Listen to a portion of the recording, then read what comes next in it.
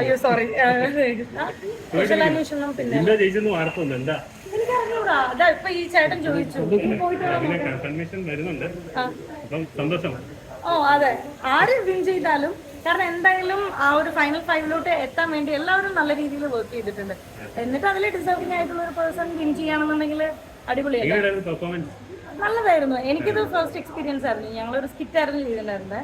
അപ്പോൾ ഈ സ്കിറ്റ് എന്ന രീതിയിൽ എൻ്റെ ഫസ്റ്റ് എക്സ്പീരിയൻസ് ആണ്, ഫസ്റ്റ് സ്റ്റേജ് ആണ്.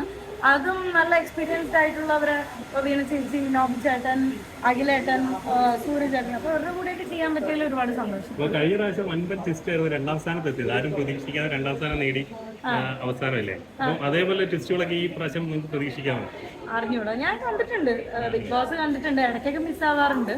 പക്ഷെ എല്ലാരും അതുപോലെ വർക്ക് ചെയ്തിട്ടല്ലേ അവർ ഫൈനൽ ഫൈവിലോട്ട് എത്തിയിരിക്കണം. എന്നാലും ആര് ജയിക്കുന്നതാണ് പ്രതീക്ഷ ഉണ്ടായിരുന്നത്? ഏകദേശം ഒരു ഐഡിയ എന്തെങ്കിലും?